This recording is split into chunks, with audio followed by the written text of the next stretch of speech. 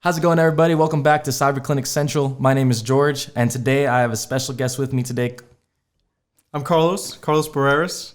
How you doing, man? I'm doing great. I'm happy to be here. I'm glad to have you here. So, a little bit of switch up from our previous episodes. Mehdi is not here today, but as we promised in previous episodes, we're going to be cycling the cast a little bit, have a different perspectives come in, people from different industries. But today, Carlos is actually a free Cyber Clinic member. The Free Cyber Clinic, actually, we offer a class at the University of Nevada, Las Vegas. It's called Free Cyber Clinic Methods. So in that class, we basically teach about the Free Cyber Clinic, our operations, our mission, how can we best support small businesses and aid them in this dire need, right? And Carlos is actually one of the first people to graduate from that class, come into the Free Cyber Clinic, and now he's a full-fledged member and he's out here helping out small businesses, leading teams actually. So not just joining the Free Cyber Clinic and, moping about. He's doing the mission and he's doing it well. So Carlos, I'll let you take it away. Give us your thoughts, a little bit of background. Sure. What got you into cyber, and then we'll go from there. Okay. Yeah, no, thank you for the introduction. I really appreciate that. Of course. So it's been a kind of a wild ride within the past, maybe 4 or 5 months? Yeah. Yeah, and actually that's around the start of my beginning of my cyber journey, I guess you could say. Mm-hmm. And it's been really eventful, especially with the clinic. So my cyber journey, I guess, begins with me making a career change at around the age of, just last year, actually, 27. And I came from aviation in the Army. I decided that wasn't a good fit for me. And I said, let's go take a look at cyber. It's got a lot of things that I'm already interested in my own pastime. And I decided to go full throttle with it. My first semester with UNLV, I saw your guys' class. It actually came up on my email saying, hey, there's this really cool elective called the Free Cyber Clinic. Mm-hmm. And I was like, actually, it was called the Clinic Methods, right? Yes, correct. Yeah, Clinic Methods, yeah. And I read the description, and I was like, wow, this is really unique. This is really cool. I didn't really think about a class just being this interesting, right? And when I first got into the class, I was a little intimidated, actually. I was a little intimidated mainly because actually a week before the class started, I got an email saying, hey, this is a really tough class. You remember you saying that? Yeah. I want to talk about that email a little bit, actually, because most people, because the class is offered both the undergraduate and graduate level at UNLV. And Carlos is a graduate student doing his master's in cybersecurity. But a lot of, me, myself included, when I say this, like it was a 400 level CS class. Mm-hmm. So when I was an undergrad doing my bachelor's in computer science, when I was doing those 400 level electives, I was choosing whatever elective could get me an easy A because I wanted to get out and I wanted to graduate. And I know a lot of CS majors have that feeling. A lot of people get senioritis. Right. So that email was sent out to deter this because we were intending for that class to be a recruitment method. And for people to take that class, learn a wide array of skill sets, which we'll get into. Right. And then eventually become a free Cyber Clinic member and go from there. So. Yeah, I definitely didn't get that from the description. I just thought that, okay, you know what? These guys mean business. And I actually saw that email as a challenge. I was like, I got this. These guys, I'm not being scared away. Yeah. And you guys did scare away some people. I think it was like, I don't know what was your drop rate. It worked. I guess you guys cut the fat. A little bit. Got me out of it. I was just kidding.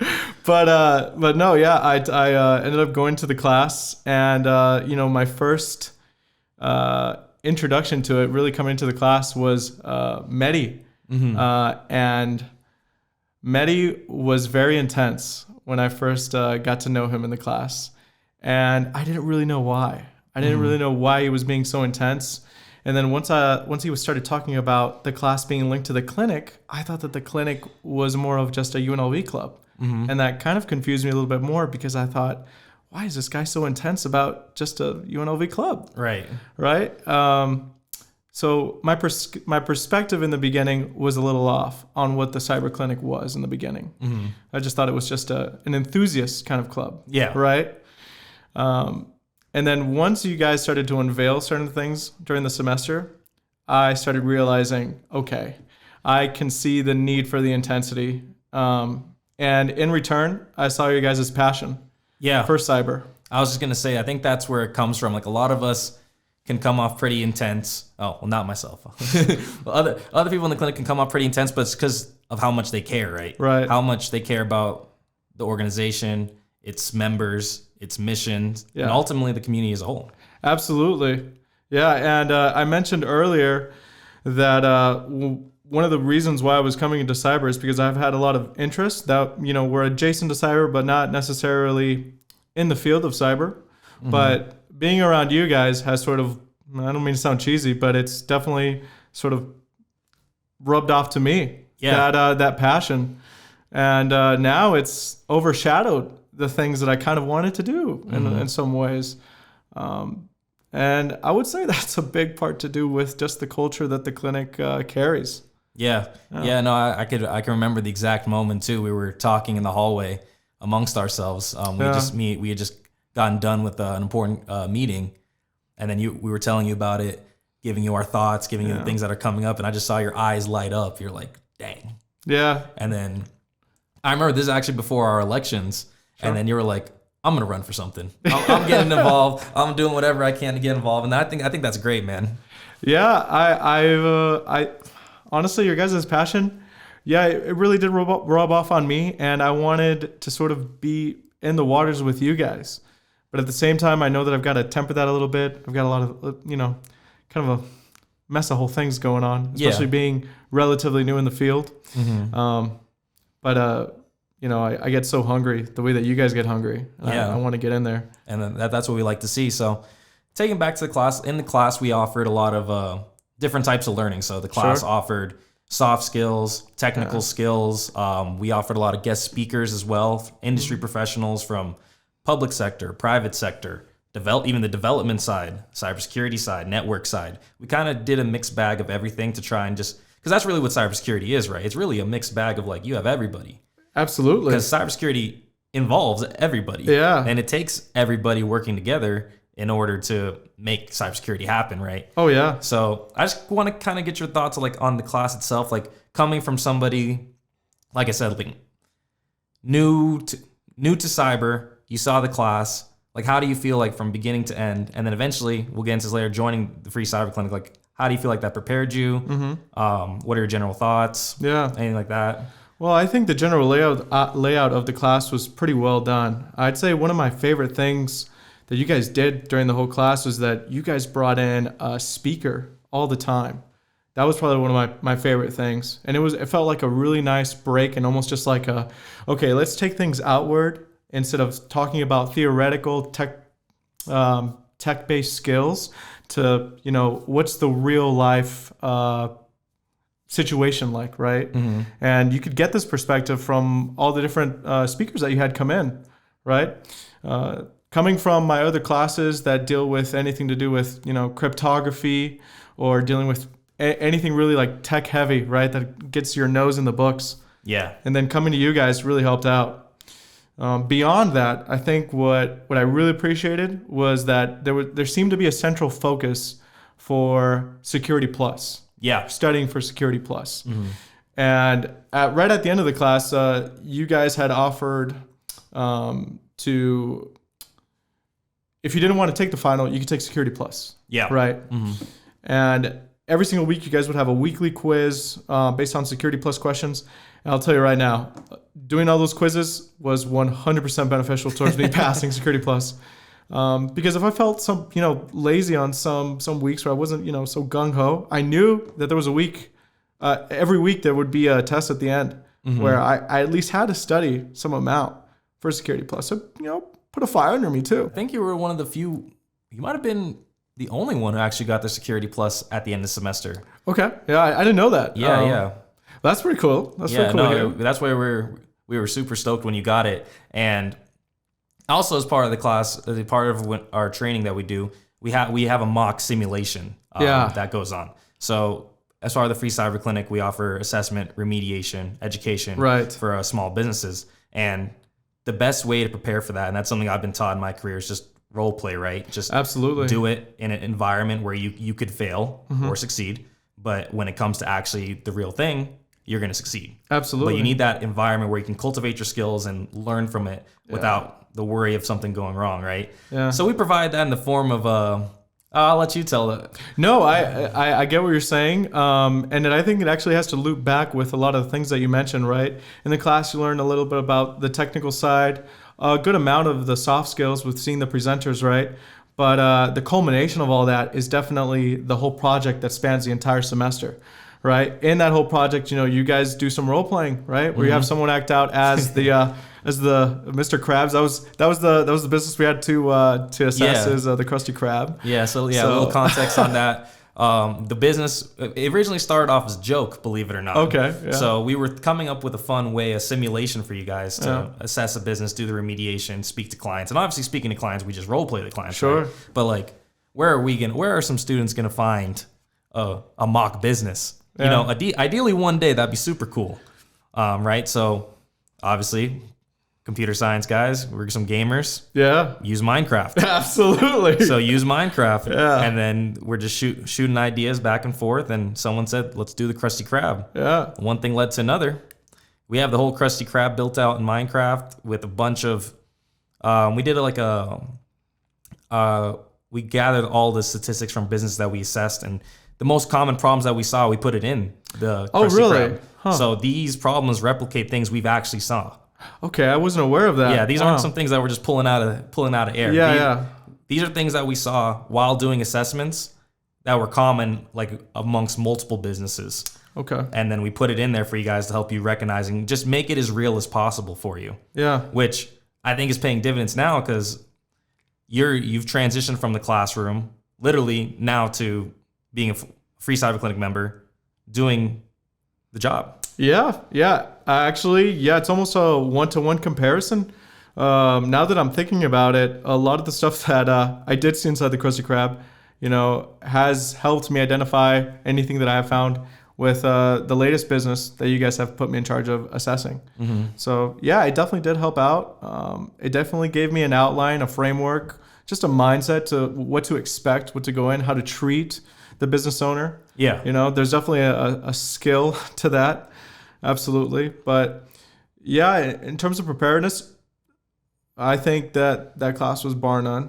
Yeah. It was pretty efficient when it did. I think that's also something that's like, I feel like the people portion of cybersecurity is like a double-edged sword because I feel like it's something that like it's always needing to be worked on. Like, I'm not saying like resources aren't dedicated to it, but it's also something that's overlooked. Like, absolutely, it's something that say like, oh, we need to work on our people skills. Like, but at the same time, it's like it's also being overlooked. I feel like. What do you think? Well, I think it's an easy thing to overlook. Mm-hmm. I think that everyone thinks that, hey, just be yourself, and I understand that be yourself is totally applicable everywhere, but there's maybe times and places where the situation calls for a little finesse. Right. And that does come with those soft skills. And that is not found in a book. It's very hard to articulate soft skills to a person, especially if it doesn't come naturally to them. And that's difficult. And I think that's maybe where all those things get pushed to the back. Yeah. And I think a lot of people supplement that with being very tech heavy. Mm-hmm. Very tech heavy knowledge, and that'll get you the cookie. But it won't get you. I just don't think it's very well rounded. Mm-hmm. On the flip side, I think I do all right with my soft skills. Yeah, that's what I was gonna ask you. I was like, where do you think you learned your soft skills? Because I've seen a lot of people come into the clinic with differing levels of soft skills and different levels of speaking ability, and then we've had a lot of people come in the class and present. You were one of the people who presented. It's not an easy thing to do to publicly speak, and it kind of goes hand in hand, like public speaking and being personable. Like it's all kind of wrapped up in the same package. And I think you do a very well job at like, what have you done to prepare yourself, if anything? Are you just a born natural? Born natural. Okay. No, I'm just kidding. You heard it here first. No, I think a lot of it gets correlated down to how long I've been in the military. Mm-hmm. And beyond that, in some leadership capacities. there's been multiple moments of me being in the Army National Guard where I've had to be outspoken, where I've had to go against the grain, where I've had to speak my mind, but not just speak my mind, but do it eloquently, or doing it with that level of finesse that I was telling you about, mainly because you're dealing with people that can rock your career, right? Mm-hmm. And you want to make sure that you can do things tactfully. And I think that's the word of the day when it comes to having a soft skill, is learning how to speak tactfully.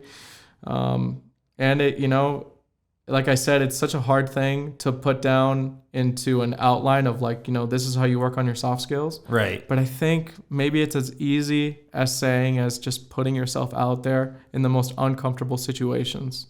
Mm-hmm.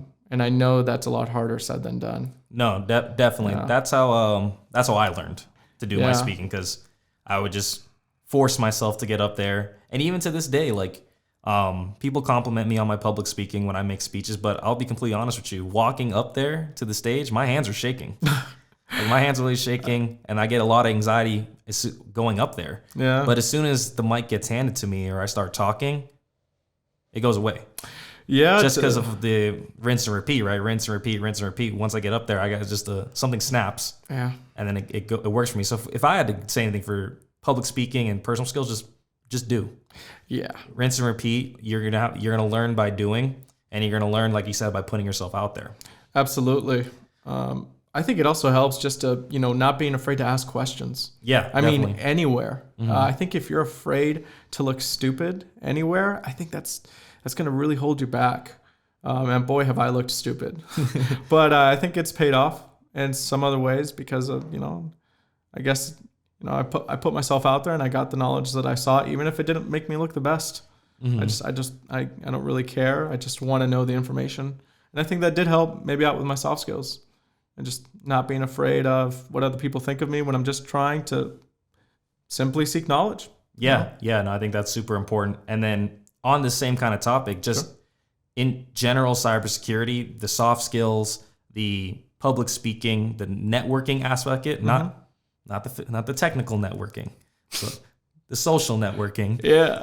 I think that's such an important thing in cyber. Oh. Meeting different people, because you're gonna grow your technical knowledge, but no matter what, because once you land your job, you're gonna get trained. Right. You're gonna find your mentors. But networking is something that you can't really teach. Like you said, you can't teach it. It's something you have to do, and it's such an important and pivotal thing. Right. For your career, and it makes you a better professional as well, because you're getting ideas from different sources. Like, you're going to meet a person from Microsoft this day, get some ideas from over there. You're going to meet a person from CISA this day, get some from ideas over there. Absolutely. I think it's such an important thing and such a overlooked skill that I think we all should strive to improve. Absolutely. And I think it's even more evident just in the general IT field as a whole. I think one stereotype of anyone in IT is the basement dweller. Yeah. Someone who doesn't go to parties, who doesn't speak to other people. They're very reserved, introverted, and I think that's a part of that big push that we hear all the time, those soft skills to get out of the basement. Mm-hmm. And, it really sucks for those people that are introverted, because I will have to say, just part of my personality that comes easy for me is that I am an extrovert. Mm-hmm. I do enjoy talking to people. I just like to get to know what people are like. And in that capacity, it is a little easier for me. But yeah, I think that's one of the main reasons why I hear it being talked about so much. And I've definitely seen it. I've definitely seen it where I've had to talk to people, whether it be in my analyst position at UNLV, mm-hmm. or just even some members in the clinic. I can tell they're a little bit shy. Yeah. And that's fine. But, let me get to know you. Baby steps, Sure. Take them out their shell. Yeah. What's next for you, Carlos? Okay. What's next? You're in your master's right now. How many years do you have left, or is it one semester? Or? I've got 2 semesters. So about a year left. Yeah, about a year left. 2 semesters, and right now it seems like the break-in point right now is to become an analyst. Mm-hmm. I feel like that's one of the smoothest transitions that I can make right now. It seems like that's where the most favorability is. And I don't have an issue with that, actually. I actually enjoy the operation side of cyber. Mm-hmm. Being an analyst is pretty appealing to me. I I'm definitely a little bit worried about the, how would you put it, the intensity that I've heard of being an analyst, right? Definitely. The odd hours, definitely the never-ending stream of vulnerabilities that come through. I've gotten a taste of that maybe at my at UNLV, but I'm sure working for something like a managed security service provider would be a different beast, where they're a full-on company and that's all they do is vulnerabilities all day. But I'm pretty eager to do that. Definitely, I could feel it. Oh, thank you. I can feel it from across the table. Yeah. But beyond that, after a few years, I think of maybe honing my skills, technical skills and soft skills. I'd maybe start peering into maybe penetration testing. Nice. And maybe in the far off future, I'm not too sure how far off, but something I'd really love to be able to do is to combine another passion of mine that deals with cryptocurrency. Anything to do with crypto, actually, more like blockchain security, maybe specifically with Bitcoin. I think that'd be really cool. Yeah.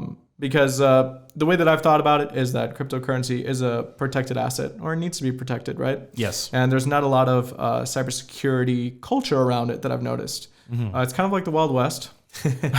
And I feel like it'd be really cool to be a sort of pioneer into bringing cybersecurity into that field. Yeah. I think that'd be a really cool, interesting challenge. Yeah, bringing the awareness and then taking it on yourself. That's amazing. Yeah. Oh, I'll see how it goes. But first things first, I got to make sure I screw in any loose screws. Yeah. Make sure that I'm good to go. Make sure you're good to go. Yeah, absolutely. I wanted to get your thoughts on one last thing. So Sure. This is something that I've discussed with Mehdi before, actually, and I think it'd be good to discuss it with you too. It's a twofold thing, actually. We talked about this a little earlier, why there's so many veterans seem to come to cyber very frequently, more often than not, because a lot of the people in professional meet are always ex something, right? Sure. Ex-Navy, ex-Air Force, ex-military. They're a veteran. Yeah. And twofold on that, in the free cyber clinic, a lot of the people in the organization that are the heavy hitters or the rock stars are also veterans, or at least they come from like a military family. Mehdi, for example, Marine. Yourself, Army, correct? Yes. Army. Rebecca, Marine. Yeah. And then some of the other heavy hitters, like Christian, he was ROTC. Right. Yeah. So a lot of the people who have contributed a lot and resonated with the mission a lot have also tended to be veterans. So I kind of want you to hit on both those topics. Like, why do you think that is? Like, what do you see? Because this is you're a veteran, so this is getting your perspective as someone who is that person who's you're a veteran. You resonate with the mission so strong, and you feel so attached to it. Like, what makes it different for you guys compared to like the civilian, I guess? Well, I didn't really know that it would be so veteran heavy when I was coming in. But hey, lo and behold, left and right, like you just said, all those people who named out, there's a good amount of veterans in the field. And I'm a little afraid to really speak on that because I'm a little green behind the gills. I'm a little new. So I'm not really sure what it is, but I think maybe it's just the culture of discipline and the belief that, regulations have to be followed, like stringent rule following. And that culture is definitely very heavy in the military, where it does mean like, the difference between life or death. And in a sort of, I guess, rhyme-ish way, you could say the same about the life and death of a business in cybersecurity. So I guess that maybe those are some elements that attract veterans. And I also think, the thing that appealed to me the most, and I could see some veterans appealing to, is that the constant adaptableness that you have to have with cybersecurity. It's a necessity. I love that. That's the thing that I love the most. I love putting on my podcast in the morning and seeing what's the new cyber news. What's the new tool that is going to be implemented to handle some new vulnerability, yeah. Right? Yeah, and I think a lot of veterans can see similarities with that, with the way that you have to be adaptable in the military. Things change on the fly. Right. You have to be able to change your perspective, to think of new ideas, be creative, be innovative. I think those are the main points. Yeah. Mehdi had also mentioned to me about this, just the act of service also resonating, because the Free Cyber Clinic, we're a volunteer organization. Yeah. So something about that like act of service and serving the community just kind of resonates with veterans. Yeah. And it makes them more attached to our mission and hard chargers, man. I think you nailed it right on the head. I didn't honestly that went over my head until you said that. That's a really valid point. part of the reason, actually, the entire reason why I joined the Army was exactly for that. Was I wanted to give something back for everything that this nation has given to me, and now I can totally see it now with giving something back, and not just to the nation, but the smaller community of Las Vegas. Yeah. And what's really nice about it, especially from our eyes, like you could see the difference that we're making, business by business, It's tangible. You can see it right then and there, especially if a business really decides to apply themselves from the things that you gave them. Yeah. Yeah. I think so, because if otherwise, right, if there wasn't somebody out there trying to help them, how hard would it be, right? Yeah. How hard would it be? I'm not trying to diminish the cybersecurity posture of small business in general, but like, just look at the statistics. They're the most targeted, and they're usually one cyber attack away from going out of business. Absolutely. And these are people's livelihoods. Like imagine, like translate that to your regular job or career. Like imagine if you could just be let go tomorrow, just because somebody just they could, right? Because that's all it is like just some attacks are just because they can. Right. It's just opportunistic. They can, and they will, and it's like, why not? Yeah. And people don't care. Yeah. We try to. We do. Yeah. So I think that eventually that'll rub off too on the businesses too, is that they see that your passion for caring for them, and they think, wow, these guys are so willing to help me for free that maybe there's something to this. Yeah. Maybe there's something to this. Maybe I should actually care about, whether I have things locked down in my cybersecurity posture. So, yeah. I'm excited. I'm excited for it to grow more. I'm excited for more people to kind of adopt cybersecurity thinking, because, as a whole, we've adopted physical security thinking. Like everyone's buying cameras. Everyone's buying the best locks they can. Everyone's, armed in their home, and they're doing best to protect their physical security to the nines, right? I would like to see that same, wanting to secure themselves in the cyber world also, because we're in a world where we're so exposed to both. Right. So I think it's a little hard to bridge the gap between wanting to do those things and say, someone who has 12 employees, 12 to 20 employees, where they do have a little bit of extra cash to be able to secure themselves online. And then you have, someone who just started their Etsy shop. Yeah. On the same wavelength, they're both small business owners. Exactly. But it's pretty hard to demand the same thing for both of them. Yeah. Yeah. So is there any closing thoughts you'd like to leave our audience? It's been great having you. Well, I just want to thank you for having me. I really appreciate it. I'm looking really well forward to collaborating with you guys more in the future. Oh, no, this may be your first episode, but this is not your last. I think the next logical steps for CyberClinic Central is, once Medi clears up, have us three here in the same room having a conversation, and then eventually bringing in a fourth guest, somebody outside of our organization, because that's kind of the way we wanted to go. Me and Medi, we have a certain perspective of the Free Cyber Clinic. Me and him co-founded the organization, so we have this top level, view, dreamer view, you could say. Yeah. But Carlos, he's someone, the rose that grew from the concrete, right? You came, you joined, and you're doing your best, and you're serving your community, and that's awesome. That's cool, man. I really appreciate it. Yeah. No, nothing needs to be said, man. You're putting in the work. I appreciate it, man. And with that being said, guys, thanks for tuning in to Cyber Clinic Central. We'll catch you next time. My name is George. I'm Carlos. We'll catch you next time. Thank you.